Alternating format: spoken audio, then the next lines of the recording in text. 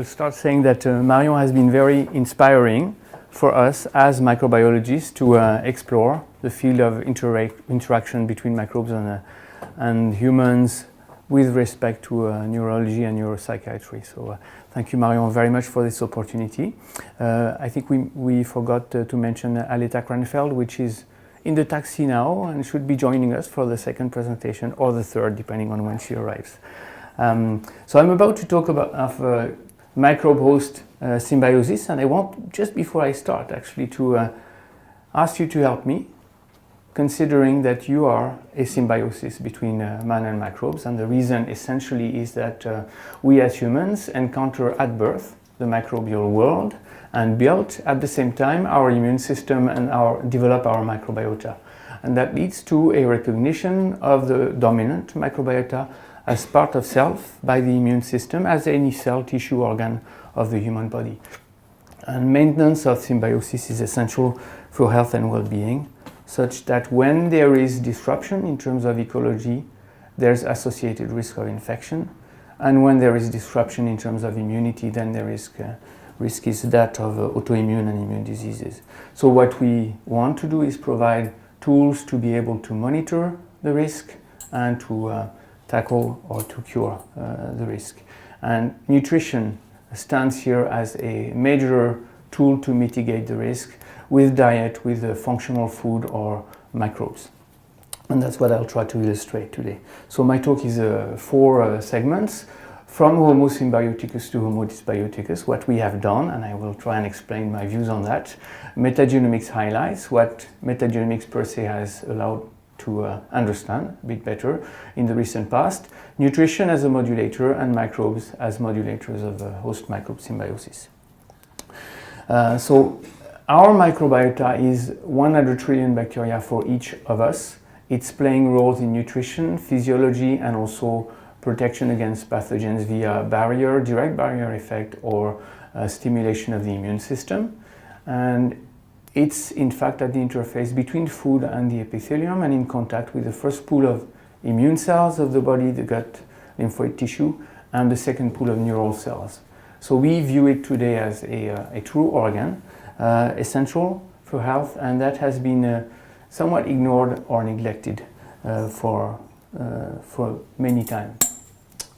And in fact, if we look back at the second half of the previous century, what epidemiology tells us, as we were controlling better and better infectious disorders, we saw a rise in incidence of immune-mediated disorders. This is true for, illustrated here, autoimmune disorders, for inflammatory bowel disease, for allergies. It's also true for metabolic disorders, obesity, type 2 diabetes, and cancer. And as we see it today, it's also true for neuropsychological disorders. And for most of those, we have no prevention, no cure, and now well documented a link with the microbiota. I'm not saying a causal link, but an association. And if we only look at autism, this is the rise in prevalence in the US. So you see it's exponential. And it's leading us today to a situation where 1 in 100 newborn in the UK will be an autistic person. And it's 1 in 68 in the US, 1 in 38 in South Korea for some reason that I don't know. And so if we look back, what have we done to deserve that in a way? We have changed many things, but among those 2 that I will mention here, we've changed nutrition. So this is sort of the history of the genus Homo, and for close to 130,000 generations or so, fiber was such that 60% of our energy came from fruits, vegetables, roots, nuts, and honey. And over the past 2 to 3 generations, we've brought this down to less than 10% fiber in the diet. Now, fiber of the diet is roughly 50% of the carbon and energy that our gut bacteria will see. And so it has to impact dramatically the gut microbiota. The other 50% is essentially mucus, endogenous material. We have changed many things around the perinatal period in terms of management and environment. And what this means is we probably through that have altered mother-to-child vertical transfer of the microbiota, which is playing a key role in a very essential window of development. Through several generations, we have changed somewhat duration of gestation with many more preterm births today. We've changed mode of delivery with C-section on average 30% in Europe, but 80% in Rome, in the city of Rome, and more than 80%, close to 90% in some places in the world. That's 9 out of 10 births by C-section. And my view is that that could lead to change human biology in itself. So it's a very important parameter. Hygiene of the neonatal environment, exposure to antibiotics. It's 3 antibiotic treatment on a systematic basis for every newborn in the US. Early life, food and feeding, although this has changed quite dramatically with improvement of the resemblance between early food and maternal milk, for example. And so that has led to what we know as the extended hygiene hypothesis from Jean-François Bach, or the missing microbes concept of Martin Blazer, published in his book in 2014.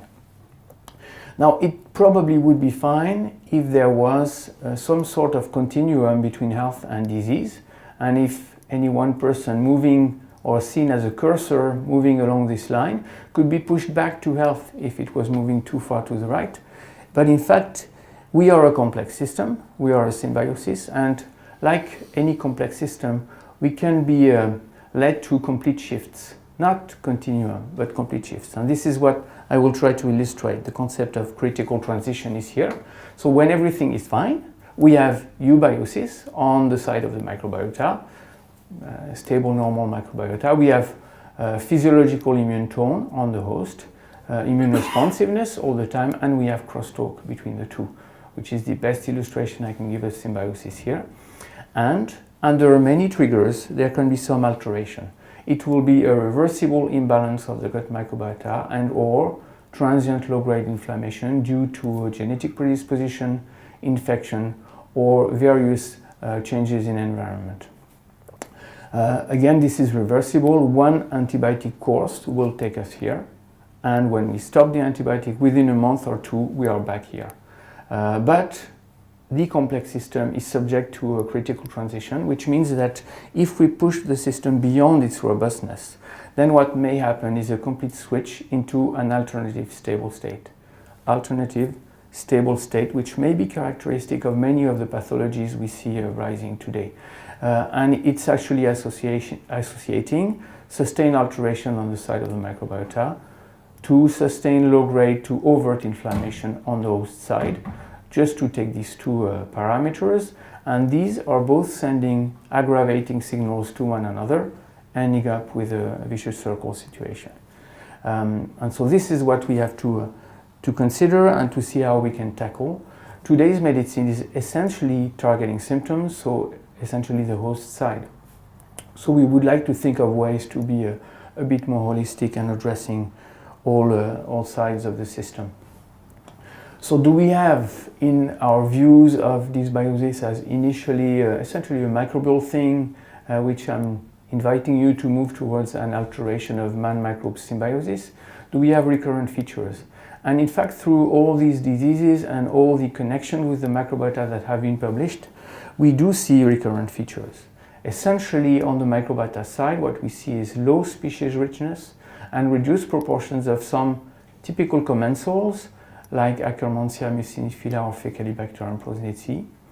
And on the host side, we see altered gut barrier permeability very consistently and low-grade inflammation.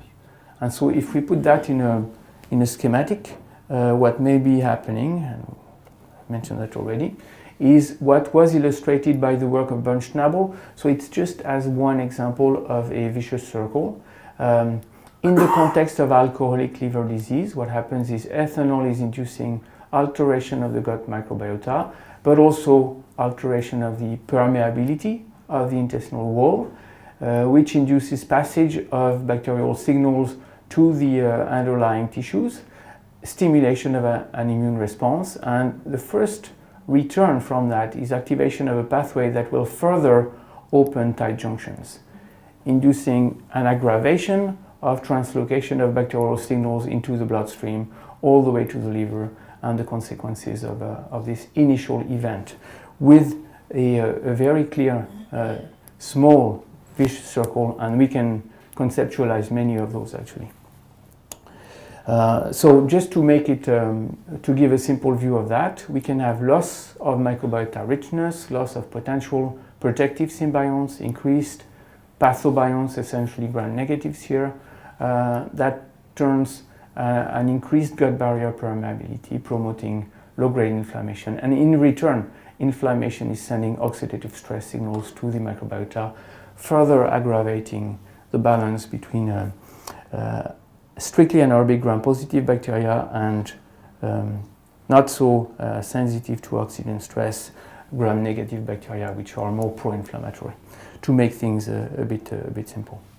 So what has metagenomics allowed us to illustrate? One of the reasons why we went for genomics for the characterization of the gut microbiota is the recognition that we only address roughly 30% of the dominant gut microbiota when we use culture. And so we developed tools that were culture independent and that allowed to completely reevaluate the system. And so the last one that we developed is metagenomics. So we characterized the combined genomes of all dominant microbes within our pet ecosystem, the human intestine. And the process is simply illustrated here. We extract genetic information and we use basic whole genome shotgun sequencing technologies to assemble and annotate genes and build a reference gene catalog. And in one slide, I'm summarizing the construction of knowledge that we have been able to build since or publish since 2010. So we published a reference gene catalog for the human population at large. Today it's 10 million genes that have been recognized in this system. We described what we call the enterotypes, i.e. the preferred ecological arrangements of the human gut microbiota that separates human population, as I will illustrate further. And we also characterize differences between patients and healthy controls in ways to address the metagenomic features of dysbiosis in type 2 diabetes, in obesity, in liver cirrhosis, and many other conditions, highlighting low gene count as a key stratifier of the human population. So just to give a few highlights, I will emphasize the reference gene catalog, the enterotypes in terms of ecological arrangements, and the importance of low gene count. So in 2010, we had characterized 124 European subjects and we had identified 3.3 million gut genes. We continued, stubborn, characterizing many more individuals. What is shown here is those genes that are present in more than 50% of the population in red. And in fact, the main message is after a bit more than 100 individuals, we had already captured that component, the most conserved fraction of the human metagenome we know today very well, at least for northern western populations. There may be new discoveries to make addressing less southern populations and remote communities, I guess. But we have that. Those genes may be actually the most clinically or nutritionally relevant of the human gut. These 1,200 and some individuals is a combination of European, Chinese, and US citizens.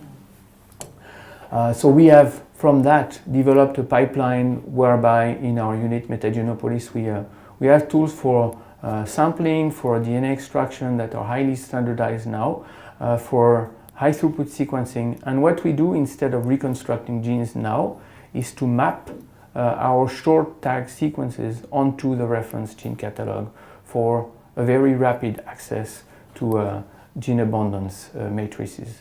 And then we interface that with clinical data to try to highlight specificities and stratifiers. Enterotypes should be regarded as preferred patterns in the ecological landscape of all possible microbial arrangements.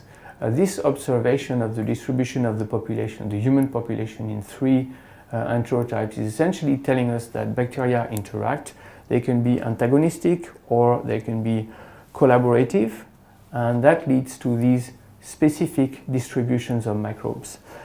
We have drivers for them. At the genus level, it's Bacteroides for one of them, it's Ruminococcus, and Prevotella for the other two.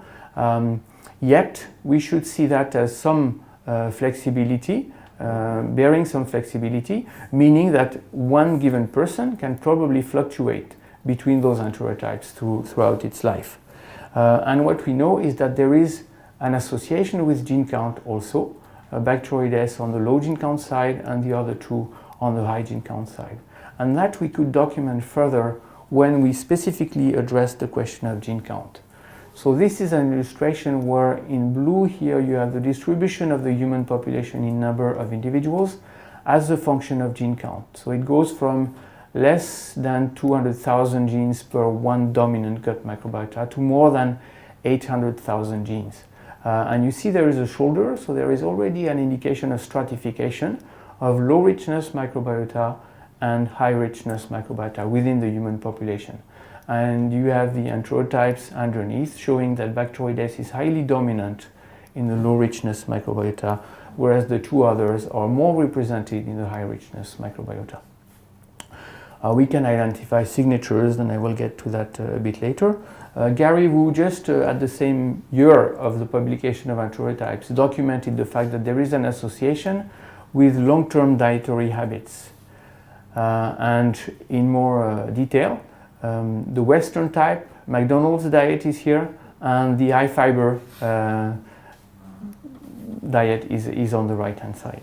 So there already an indication of a potential link with gene count and fibers.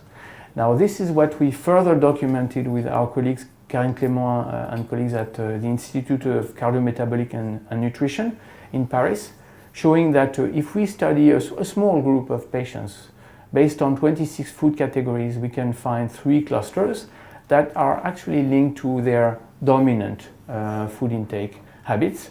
One of them is more of the Western type diet. Obviously the other, or the cluster 3 here, is high fruits and vegetables.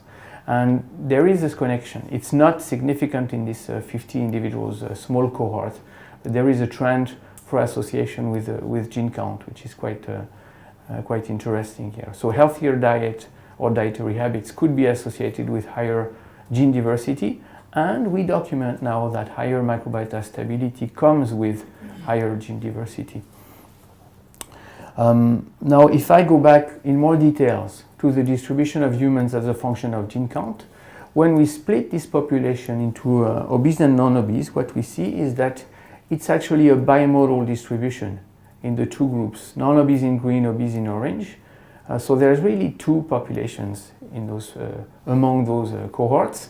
It's 15% or so on the low gene count side for non-obese, 25% for average obese individuals, and we've worked on extreme obesity, BMI of 45, candidates for surgery, and in this case it's 75% on the low gene count side. So there's apparently an association with the severity of the disease in its progression. Now, we can identify signatures at the level of species. This is what this barcode is indicating. So we have species for which we have a cultured representative, so we know them quite well. That will be indicator or signature of low gene count. Others that will be signatures of high gene count.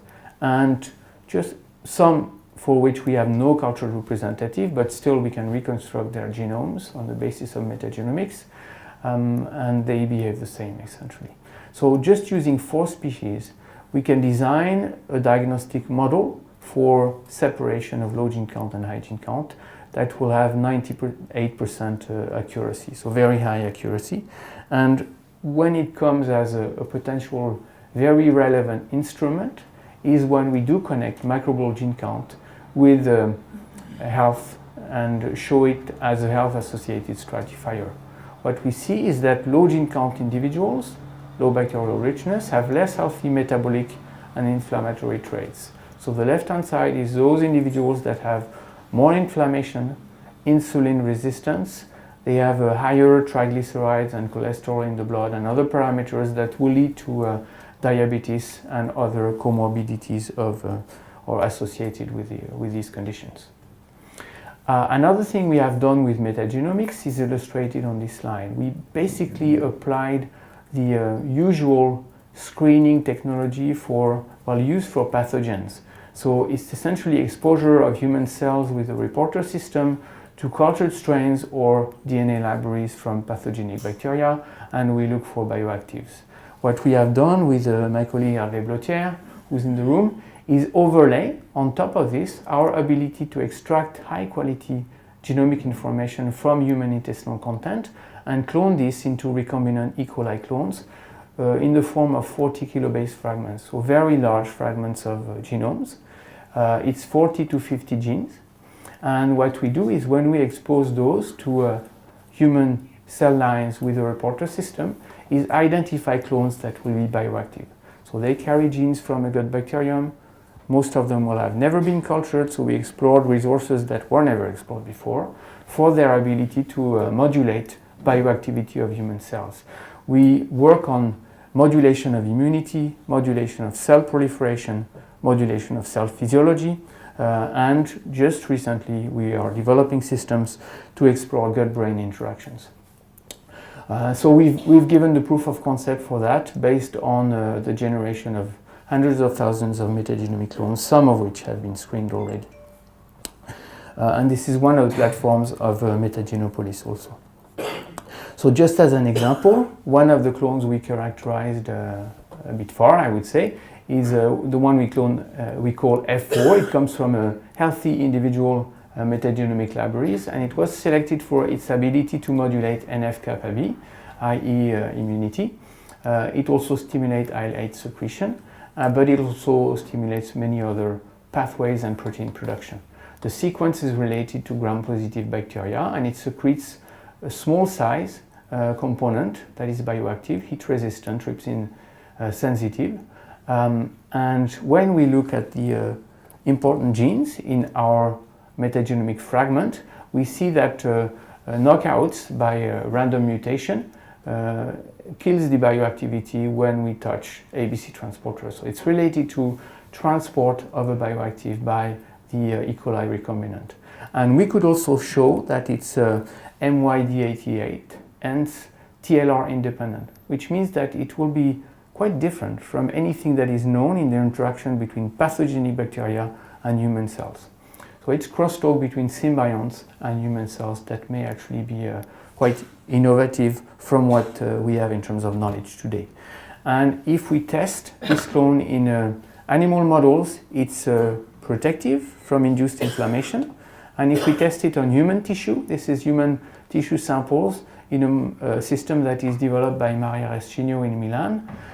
What we see is that as long as there is no induction of the tissue based on toxins from Salmonella, everything remains intact during the duration of the study, whether the tissue is exposed to control medium, to control E. coli, or to our recombinant clone F4. And when we expose the tissue to toxins from Salmonella, the tissue is completely disrupted with control medium, with control E. coli, but clone F4 is completely protecting the tissue from the toxin-induced disruption. So it goes all the way to a very strong clinical readout in this way, or tissue readout. So just to summarize that part, each dominant microbiota gathers on average 500,000 genes in humans. They represent hundreds of bacterial species, and it's roughly 25-fold the size of the human genome for each of us. A small proportion of the genes constitute a metagenomic core that we most share among humans. Individuals are nonetheless different at the level of genes, species, and ecology or enterotypes. And the microbiota can be characterized by quantitative metagenomics and also by functional metagenomics that allow to explore especially interaction between microbes and human cells, but also interaction between microbes and food constituents. So can we use nutrition as a modulator of host-microbe symbiosis? And you will guess the answer is yes.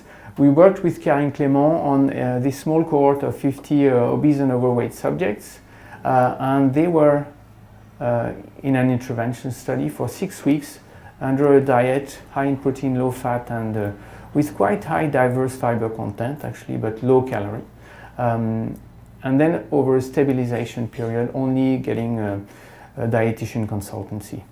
And what we did see is this separation in two parts, two clusters in the population, low gene count and high gene count. And when we look at clinical outcome, we see a strong impact. With the high gene count, we can correct fairly well inflammation. We can correct fairly well blood triglycerides. We don't correct as well for low gene count individuals those two parameters and a few others like insulin resistance. So low gene count microbiome will in this case predict, even if we only assess before we do anything, a lesser response to the dietary intervention. But using nutrition in this context, when we look at gene count, what we see is that we can increase by 25% on average the gene count in the initially low gene count fraction of the population. So we're quite optimistic that probably after we do this, those individuals are in a better condition to respond to either diet or therapeutics. So low gene count in low gene count microbiota, this high diverse fiber supply may be able to promote an increase in dominant microbiota richness. We have made observations of the impact of the diet with my colleague Liping Zhao in China, working on children with simple obesity or Prader-Willi syndrome. And Prader-Willi syndrome is a single mutation-driven complete loss of perception of satiety. So those children from birth on, they crave for food all the time. So they gain weight very rapidly. And what we were able to show is in an intervention with the diet based on whole grains, traditional Chinese medicinal food and some prebiotics, we can improve the situation in simple obesity on BMI or weight loss, but we can also improve dramatically, I would say, the situation in Prader-Willi syndrome patients that were thought lost in terms of nutritional intervention before, actually. So it's quite interesting to show that we can modulate the microbiota, and as much and as intensely as we do modulate in simple obesity. And we will also concertantly or concomitantly modulate the metabolites produced at least in part by the microbiota. Again, we have the main effect after 30 days in terms of microbiota and metabolite modulation. We ran one intervention in France quite a while ago actually in healthy volunteers, where they received 40 grams of fiber or 10 grams of fiber with a 15 days washout period in between. And what we could show in this piece of work is that microbiota richness can actually be predicted by a dietary fiber index based on their initial or previous dietary habits, based on 3 days food record. So we can actually, before we do any microbiota analysis, already have an indication of richness on the basis of dietary habits. During the study, microbiota richness is linked to a high Prevotella to Bacteroides ratio. So there's a link with enterotypes, which I already mentioned. And when we look at the switch between enterotypes induced by the change in diet, what we see is that microbiota richness will promote a higher stability of the microbiota upon exposure to the extreme 40 gram fiber per day. And to finish, can we do things with microbes as modulators of host microbe symbiosis? So just again a few examples. This is one study that we completed in a way. It derives from initial work by Pete Warwell and colleagues of Danone Research that had an intervention of 28 days with a fermented milk product versus a control in patients that were subject to bowel distension. So it's IBS patients essentially.